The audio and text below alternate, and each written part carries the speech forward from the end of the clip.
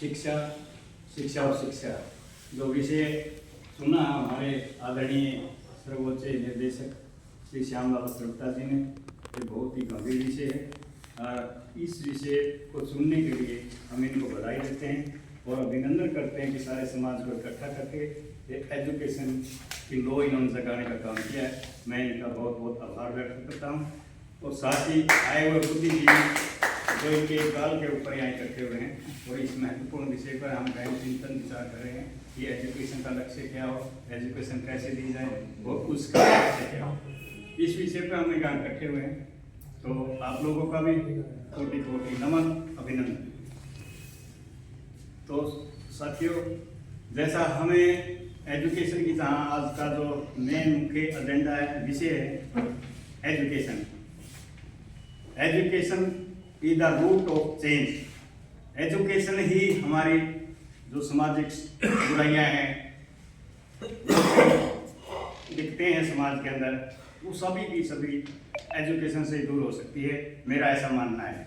ये मुख्य सोर्स है हमारे समाज में तरक्की करने का। इस एजुकेशन से क्या होगा, हमारे समाज में, दूसरे समाज में हमारी स्वीकार्यता बढ़ेगी, वो साथ हमारे बैठने उठने लायक हो गए। जब हम एजुकेशन नहीं ले पा रहे थे, पीछे भी रहे हम, इसी कारण हमसे दूर दूसरे समाज के लोग दूर होते जाते थे। लेकिन जैसे जैसे हमारे शिक्षा में अपने बड़े आगे अपने बच्चों को पढ़ाया है, दूसरे लोग भी हमें स्वीकार करने लगे हैं। उनके हम सामाजिक संगठनों की मीटिंगों में जाते हैं, वो हमें भी बुलाते हैं, हम उनको भी बुलाते हैं। ये एजुकेशन का ही प्रभाव रहा है कि हम एजुकेशन से आगे कुछ न कुछ बढ़ें। इससे सामाजिक चेतना आती है, सामाजिक विकास होता है, आर्थिक विकास होता है और राजनीतिक विकास भी होता है। एजुकेशन ही सब चीज़ों का एक कोड है, एक दवाई है। तो हमें इस पर बहुत, जैसे भाई ने विचार व्यक्त किए, जैसे भी हमसे बन पड़ेगा, हम हमेशा इस काम के लिए तत्पर रहे हैं। और एजुकेशन से ही संबंधित हमने एक सपना देखा था कि भगवान वाल्मीकि के नाम से एक छात्रावास हमारा वस्तु यहाँ बनाया जाए, क्योंकि हम 40 साल से ये प्रयासरत थे। हमारे गुजर गए, उन्होंने कोशिश ही की थी, लेकिन किसी वजह से ये छात्रावास का हम निर्माण नहीं कर पाए। इससे क्या होता है, एक माहौल क्रिएट होता है। अगर हम छात्रावास में स्टूडेंट आएंगे, उनको एक एजुकेशन का माहौल मिलेगा, वातावरण मिलेगा, एजुकेशन का वातावरण मिलेगा, तो कॉम्पिटिटिव एग्जाम में वो बच्चे दूसरे बच्चों को मीट कर पाएंगे, उनके साथ कंधे से कंधा मिलाकर उनके साथ सामने खड़े होकर ना, और जो हायर एजुकेशन लेने के बाद जो कॉम्पिटिटिव एग्जाम है उनको क्वालिफाई कर पाएंगे और अपनी अच्छी नौकरियों को ले पाएंगे। तो इसका हमने एक माहौल तैयार करने के लिए कई सालों से हम प्रयास करते हैं। 2020 में हमने ये मुहिम चालू की और आप लोगों के सहयोग से और आप बड़े बुजुर्गों के आशीर्वाद से वो ज़मीन हमें छात्रावास के लिए 9 एकड़ ज़मीन, ये अपना 7 रोज है जो गांव स्वर्ण जयंती पार्क के साथ हमें मिल चुकी है। और उसकी हम रजिस्ट्री भी आपको अच्छी जल्दी ही शुभ सूचना देंगे कि पैसे हमने सारे के सारे दे। इसकी कीमत साथियों 81 लाख रुपए थी, जो कलेक्ट्रेट का ऑपरेट में हमें वो मिली है जमीन। वहाँ अगर देखा जाए तो वहाँ तो कई करोड़ की किला है, हाईवे के ऊपर है, प्राइम लोकेशन पर है और इजी कन्वे है कि हिसाब से बच्चे रात को भी आ सकते हैं पढ़ने के लिए। और हमारा उद्देश्य भी हो एक मल्टीपर्पज, हम वहाँ पर टास्क करना चाहेंगे, एक कीर्ति स्तंभ होगा समाज का, वहाँ पर बच्चे हैं। हम सबसे हमारा पहला उद्देश्य यही कि वहाँ पर हम लाइब्रेरी खोलें। लाइब्रेरी के लिए हमें ग्रांट मिलने की उम्मीद है, आपको ये भी हमें बता दें। उसका हमने एस्टीमेट तैयार कर लिया, उसकी ड्राइंग भी तैयार कर ली है, वो जल्दी वो भी आपको हम एक शुभ सूचना देंगे।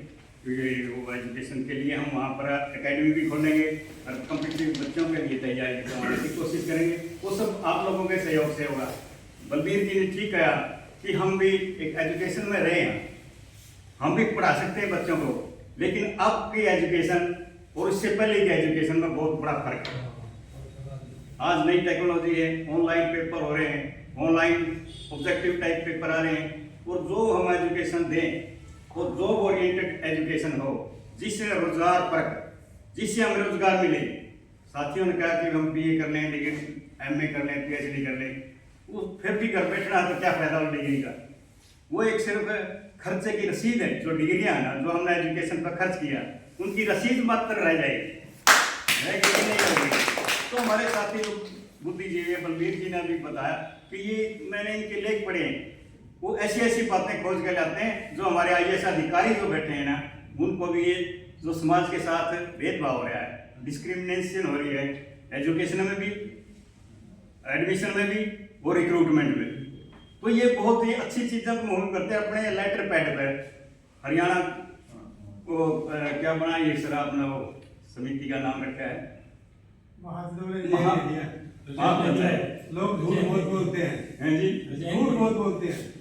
छोड़ गया नहीं आप आज भी हरियाणा के प्रधान और आप ऐसे ऐसे विषयों को चुनते हैं जो किसी ने हमें भी नहीं पता उन चीजों का। इसके लिए आपको बधाई। गुड़गांव यूनिवर्सिटी का लेख रखा हुआ है। हाँ, हर यूनिवर्सिटी में ये लिखते हैं विषय को लिखते हैं, हर यूनिवर्सिटी के विषय को। भाई हम यहाँ पर हमारा OSC में इतने, DSC में एक सीट मिली। हाँ, DSC के बारे में ये बहुत बढ़िया लिखते हैं। ये टोटल SC के बारे में भी लिखते हैं, बैकलॉग के बारे में लिखते हैं, लोगों को जानकारी, ये हम इनका धन्यवाद करते हैं। और आज हमारे साथ ये श्यामलाल सरवटा जी हैं, ये भी अच्छी अच्छी बातें बताते हैं।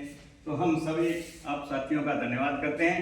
और मैं एक निवेदन करना भी चाहता हूँ, आज मौका भी है, दस्तूर भी है कि हमें अगले जनवरी के अंदर 5-10 तारीख को CM साहब का प्रोग्राम लेने जा रहे हैं और उसकी आधारशिला रखवाएंगे CM साहब से।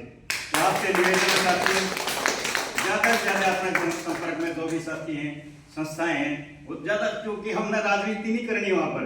राजनीति कोई कांग्रेस में है, कोई नल्लो में है, कोई JJP कहीं रहे हो, लेकिन जब हमारा सामूहिक समाज का उद्देश्य होता है, हमने सब ने इकट्ठे होकर के उस प्रोग्राम को सफल बनाना है। इसके साथ ही दोबारा से श्यामलाल सरवटे जी का धन्यवाद। मेरा सौभाग्य है कि इन्होंने मेरे को यहाँ आने का मौका दिया। धन्यवाद सर। जय हिंद, जय भारत।